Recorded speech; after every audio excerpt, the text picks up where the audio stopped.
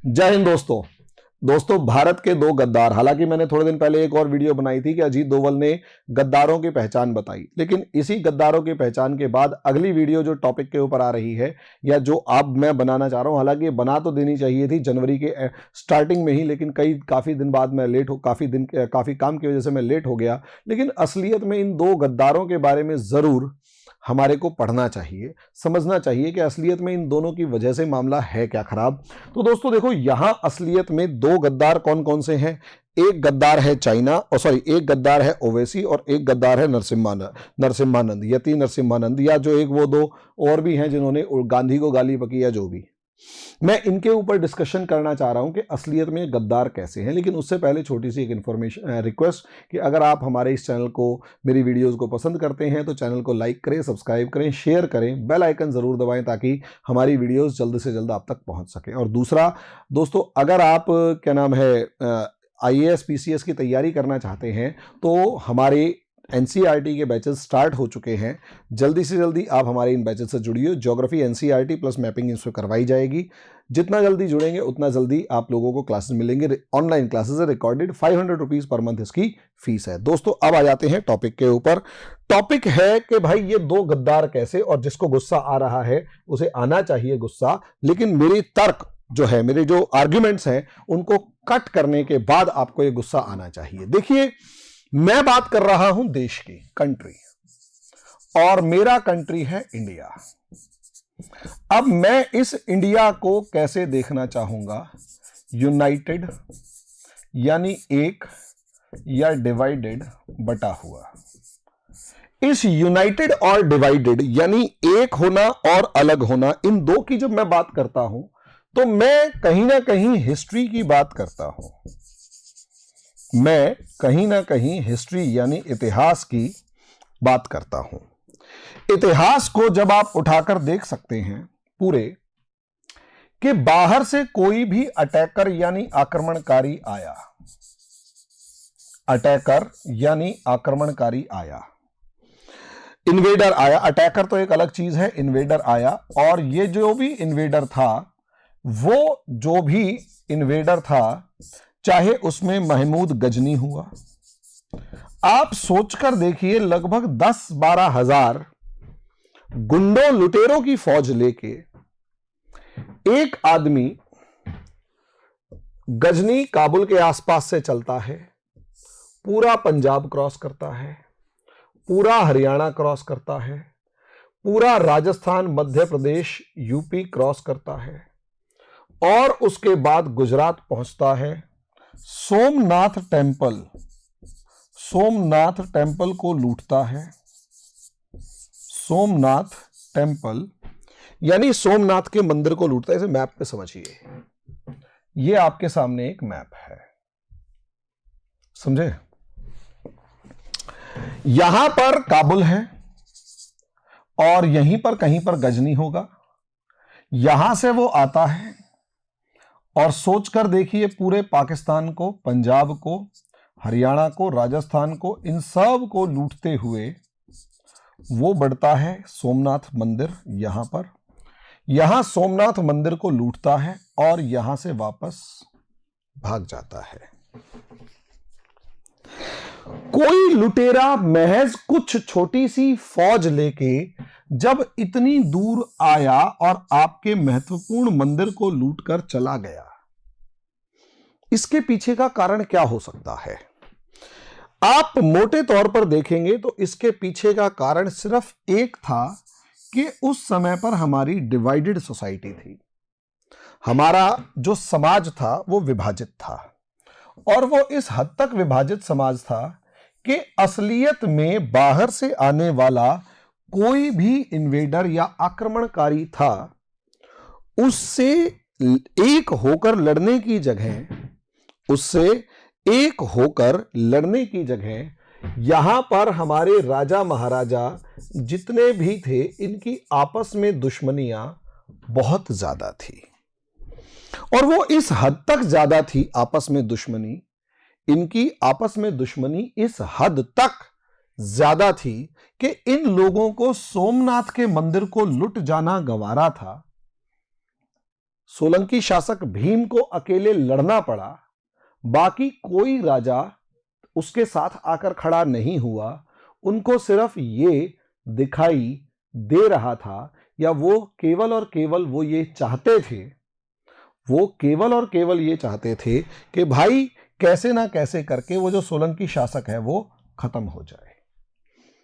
तो उसके बाद भी अगर आप देखेंगे तो डिवाइडेड सोसाइटी इस हद तक थी, डिवाइडेड सोसाइटी इस हद तक थी कि हमारे समाज में उस टाइम पर जो हिंदू सोसाइटी थी, मुस्लिम्स उस टाइम पर थे लेकिन बहुत कम थे, लेकिन जो हिंदू सोसाइटी यानी हिंदू समाज था वो कास्ट यानी धर्म के अंदर, जाति के अंदर इतना ज्यादा बटा हुआ था कि असलियत में देखा जाए तो अपर कास्ट में ब्राह्मण और राजपूत और बाकी वैश्य और क्षूद्रों को अगर देखा जाए तो उनमें कहा गया सभी कास्ट्स में कि केवल और केवल राजपूत लड़ेगा। ब्राह्मण कहता है मैं तो शास्त्र पढ़ने वाला हूं, मैं क्यों लड़ूं।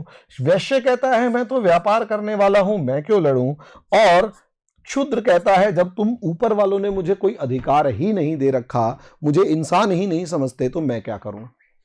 शॉर्ट में समझने की बात यह है दोस्तों कि असलियत में इस विभाजित समाज में लगभग 90% जनता को आपने हथियार उठाने से वंचित कर दिया, और इसमें से लगभग 50% जनता को आपने ये कह दिया कि आपका तो कोई अधिकार ही नहीं है।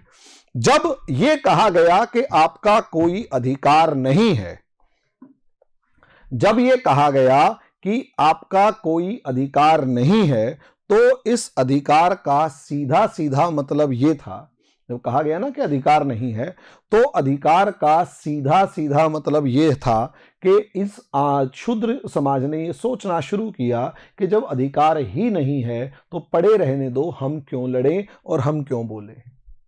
यानी जो विभाजित समाज था, what ever the divided society was, जो डिवाइडेड सोसाइटी थी उसमें सिर्फ एक छोटे से सेक्शन को लड़ना था, और वो छोटा सा सेक्शन जो था क्षत्रिय, वो आपस में इतना लड़ रहा था, उसको अपने पड़ोसी से ज्यादा दुश्मनी थी, बाहर से आने वाले लुटेरे से दुश्मनी नहीं थी। और उसका असर यह हुआ कि महज कुछ उठाई गिरोह की फौज, लुटेरों की फौज ने हारते हुए इसको दिखाया। अब उसके बाद अगर आप अगला पोर्शन देखते हो तो थर्ड बैटल ऑफ पानीपत, अगर आप देखेंगे third battle of Panipat, Panipat की तीसरी लड़ाई, third battle of Panipat, Panipat की तीसरी लड़ाई में अब्दाली आया और अब्दाली ने हिंदुस्तान पर हमला किया, अब्दाली ने हिंदुस्तान पर हमला किया। उससे पहले अगर आप देखो 1761 में यह लड़ाई होती है, 1756, 1756, 58 में अब्दाली आता है और 7 दिन तक रेड वाटर इन यमुना, सोचकर देखिए यमुना के अंदर लाल पानी बहा था, 7 दिन तक लाल पानी बहा था। सोचकर देखिए दिल्ली से मथुरा के बीच में कितनी ज्यादा, दिल्ली से मथुरा के बीच में कितना ज्यादा मारकाट मचाई गई होगी, कितना सारा खून बहा होगा कि 7 दिन तक एक नदी का पानी लाल बह रहा है। अत्याचारी लुटेरा था। और सोचकर देखिए जब 7 दिन तक यमुना में लाल पानी बहा, उस समय पर आप मराठों को वहां देखते हैं, मराठा सेना वहां लड़ रही है और यहां सिर्फ महाराजा सूरजमल के अलावा किसी भी दूसरे शासक ने, महाराजा सूरजमल के अलावा किसी दूसरे शासक ने इनका साथ नहीं दिया। आम जनता को तो भूल ही जाओ, किसी दूसरे शासक ने साथ नहीं दिया, क्योंकि मराठों से सबकी अपनी पर्सनल वाली दुश्मनी थी।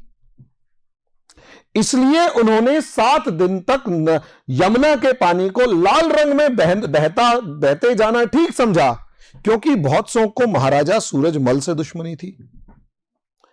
आपसी समाज बटा हुआ था।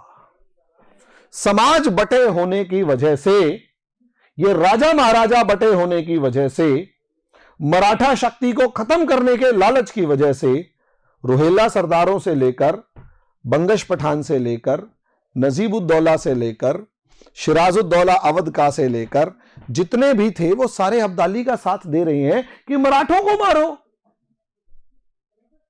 और उस अब्दाली का जिसने 7 दिन तक खून की नदियां बहने दी। अब आप सोचकर देखिए, असलियत में यहां 2 चीजें थी। एक था आप लोगों के राजाओं का स्वार्थ।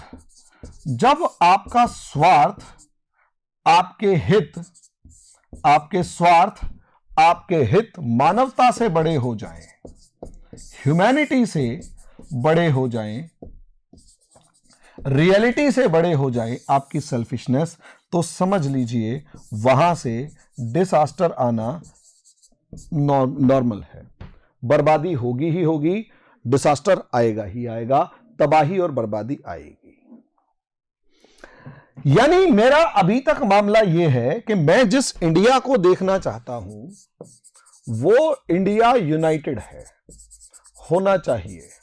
क्योंकि मेरे लिए थ्रेट, मेरे लिए जो चुनौती है मेरी कंट्री के लिए, अगर मैं देखूं तो मैं यूरोप और अमेरिका को शांत नहीं समझ सकता। ये लोग भी मेरे कंट्री के लिए प्रॉब्लम क्रिएट करने वाले हैं। क्योंकि जितनी खालिस्तान की शोर मच रहा है वो सारा उन्हीं देशों के अंदर से मच रहा है। अगर मैं देखूं तो पाकिस्तान को तो थ्रेट माना ही जा सकता है, लेकिन पाकिस्तान से बड़ा थ्रेट मेरे कंट्री के लिए इस टाइम पर चाइना हो चुका है। कि आप माने या ना माने, इंडिया कभी भी, चाइना कभी भी इंडिया को सरवाइव नहीं करने देना चाहेगा।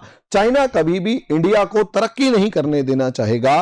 और अगर कोई इंसान चाहता है कि आप तरक्की ना करो तो इसका एक मतलब यह भी होता है कि वो आपको बर्बाद भी करना चाहता है, क्योंकि तरक्की रुक गई तो उसका अगला कदम क्या है? बर्बादी। ऐसे में मैं अगर चाइना को, केवल चाइना को दुश्मन मानूं तो यहां उसका एक हथियार है टेक्नोलॉजी, दूसरा उसका हथियार है मैन पावर, और तीसरा इसका हथियार है यूनाइटेड सोसाइटी। और सबसे बड़ी बात यह है कि वहां पर सिंगल पार्टी गवर्नमेंट है, सिंगल पार्टी गवर्नमेंट है, और सिंगल पार्टी गवर्नमेंट की सिंगल आइडियोलॉजी और सिंगल ऑब्जेक्टिव है। सिंगल आइडियोलॉजी है, सिंगल ऑब्जेक्टिव है। एक ही आइडियोलॉजी यानी एक ही विचार है, एक ही व्यवस्था या उद्देश्य है, सिंगल ऑब्जेक्टिव है। और कहीं ना कहीं इसी सिंगल पार्टी की वजह से स्टेबिलिटी है, समझे? और क्योंकि यहां स्टेबिलिटी है तो क्विक एंड इफेक्टिव डिसीजंस वो ले सकता है, तुरंत और प्रभावशाली निर्णय ले सकता है। लेकिन जब मैं इसके कंपैरिजन में इंडिया को देखता हूं, जब मैं इसके कंपैरिजन में इंडिया को देखता हूं, तो इंडिया में अगर गवर्नमेंट को देखा जाए तो मैं चाइना के कंपैरिजन में इंडियन गवर्नमेंट को हमेशा अनस्टेबल देखता हूं। क्यों? क्योंकि हमारी गवर्नमेंट 5 साल के लिए जो आ रही है, उस 5 साल के अंदर यहां पर कहीं ना कहीं कोई ना कोई इलेक्शन हो रहा होता है। अगर आप देखें तो 2019 में जो इलेक्शन हुए, लास्ट तक आते आते हरियाणा और दिल्ली में इलेक्शन हो गए। उसके बाद 2020 के अंदर में बंगाल का इलेक्शन था, 2021 में बंगाल का इलेक्शन था। अब 2022 आ चुका है तो यूपी और पंजाब जैसे बड़े स्टेट्स जो हैं इनका इलेक्शन होगा। और 2023 यानी अगले साल एमपी, राजस्थान और क्या नाम है, छत्तीसगढ़ का इलेक्शन होगा। और 24 में, यानी हमारा कोई भी साल ऐसा नहीं जा रहा जब इलेक्शन नहीं हो रहा। हमारा कोई भी साल ऐसा नहीं जा रहा जब इलेक्शन नहीं हो रहा। अब इलेक्शन हो जाए, मैं मानता हूं कि ठीक है। अब इलेक्शन के टाइम पर क्या होता है कि सरकार हमारी स्टेबल नहीं है। इस इलेक्शन के टाइम पर जहर उगला जाता है, विनम उगला जाता है। जहरीले सांप एकदम से अपने बिल में से बाहर आ जाते हैं। जहरीले सांप एकदम से निकलकर अपने बिल में से बाहर आते हैं और कहीं ना कहीं जहर फूकने लगते हैं। इनमें से एक तरफ ओवैसी और एक तरफ धर्म संसद। धर्म संसद में तो मैंने सुना कि 8वीं पास एक इंसान महात्मा गांधी को गाली बक रहा है और लोग क्यों उसको ज्यादा इसलिए पसंद कर रहे हैं क्योंकि वो महामृत्युंजय का जो जाप है वो बड़ा अच्छा कर लेता है, लेकिन उसे साइंस, टेक्नोलॉजी, मैथमेटिक्स से लेकर दूसरी चीजें नहीं आती होंगी। शायद उसे सोशियोलॉजी भी नहीं आती, सिर्फ उसे लोगों को बरगलाना आता है। दूसरी तरफ ओवैसी ब्रदर्स में से छोटे वाला जो 15 मिनट मांग रहा है, अब तो बड़े वाला भी खुल के आ रहा है कि याद रखो हम आएंगे, और जब हम आएंगे योगी जी मठ में चले जाएंगे, मोदी जी हिमालय के पहाड़ों में चले जाएंगे, तब हम आएंगे, हम हारे नहीं हैं। यहां ये खुली धमकी दे रहे हैं, यहां ये खुली नरसंहार की बात कर रहे हैं। अब आप मुझे एक बात बताओ, खुली धमकी यहां पर ये दे रहे हैं। यार हमारा समाज पहले ये देखे कि वो जाना कहां चाहता है। अगर हमारा समाज सिर्फ और सिर्फ धर्म के नाम पर इलेक्शन तक रुकना चाहता है और इलेक्शन के बाद उस जहर के नशे में एक दूसरे को दुश्मन मानकर आपस में लड़ना चाहता है, या फिर प्रोग्रेस, टेक्नोलॉजी और दूसरे फॉर्म में प्रोग्रेस करके टेक्नोलॉजी एंड अदर फॉर्म्स में आप प्रोग्रेस करके, तरक्की करके आप कहीं ना कहीं सुपर पावर बनना चाहते हैं, सुपर पावर बनना चाहते हैं। यहां आप हर हिंदू मुझे एक बात का जवाब दे कि इस धर्म संसद के भाषण के अनुसार जहां बहुत सारे अनपढ़ जाहिल लोग धर्म का चोगा ओढ़कर लोगों को लड़ने, मरने, मारने की बात कर रहे हैं, और जहां पर ये जैसे इस जैसे घटिया लोग जहर उगलने पे तुले हुए हैं, क्या आपके इन दोनों के विचार के अनुसार आपका देश क्या यहां पर एक तरीके से विश्व गुरु बन सकता है? एक हिंदू बताए कि धर्म संसद की बातें सुनकर क्या आप विश्व गुरु बन सकते हो, या ओवैसी की बातें सुनकर एक मुसलमान मुझे बताए कि आपको नहीं लगता कि आप तालिबान की तरफ इस देश को ले जाना चाहते हैं, जहां पर आम औरत सड़क के ऊपर सिर्फ इसलिए पिट रही है कि शायद उसका बुर्का गलती से हिल गया या उसका कोई शरीर का अंग दिखाई दे गया। आम मुसलमान भी सोचे और आम हिंदू भी सोचे, कैसा देश चाहते हैं आप? मैं एक ऐसा देश चाहता हूं जहां रात के 12 बजे भी अगर महिला कहीं अगर उसे जाना पड़ रहा है तो कुत्ते तक की भौंकने की हिम्मत ना हो, इंसान तो बहुत दूर की बात है, वो निडर बन के आगे बढ़े। मैं एक ऐसा देश चाहता हूं जो विश्व गुरु बने, लेकिन वो टेक्नोलॉजी के मामले में बने। वो विश्व गुरु बने जब दुनिया की सबसे बड़ी टेक कंपनीज के सीईओ भारत से आए। वो विश्व गुरु बने जब अगली बार गूगल, फेसबुक ऐसी कंपनियां इंडिया से निकलें और इंडिया की कुछ अपनी अचीवमेंट हो। मैं एक ऐसा देश चाहता हूं जहां पर एक इंसान की जो पहचान है वो इंडियन के अलावा कुछ है ही नहीं। वो धर्म और जातियां सब चीजें भूलकर केवल और केवल भारतीयता की बात करे। लेकिन यहां असलियत में हमारा जिस हिंदुस्तान की बात की जा रही है उसमें नरसंहार की, खुली धमकी की बात जो की जा रही है, वहां विश्व गुरु तो बनना भूल जाओ, जाहिलों की जमात बनेगी जहां पर तालिबानी दोबारा आके तुम्हें खत्म कर देंगे। और वो तालिबानी जिस मैं नरसंहार की अली या अब्दाली के नरसंहार की बात कर रहा हूं, उसमें ऐसा नहीं है कि केवल हिंदू मारे गए थे। दिल्ली से मथुरा के बीच में हिंदू और मुसलमान सबके घरों में आग लगाई गई थी। नादिर शाह के हमले में लगभग 30,000 दिल्ली वासियों को मारा गया था, जिसमें 90 से 95% केवल और केवल मुसलमान थे। आक्रमणकारी जो आएगा वो आपका हिंदू या मुसलमान नहीं देखेगा। पाकिस्तान चाइना की तरफ से मिसाइलें आएंगी, वो आपको हिंदू या मुसलमान नहीं देखेंगी, वो केवल और केवल हिंदुस्तानी देखेंगी। ये जो लोग हैं ना, ये ओवैसी और ये धर्म संसद वाले, ये भाग जाएंगे, ये किसी बिल में छुप जाएंगे। इनकी करोड़ों अरबों की प्रॉपर्टी होगी, आम आदमी मर रहा होगा।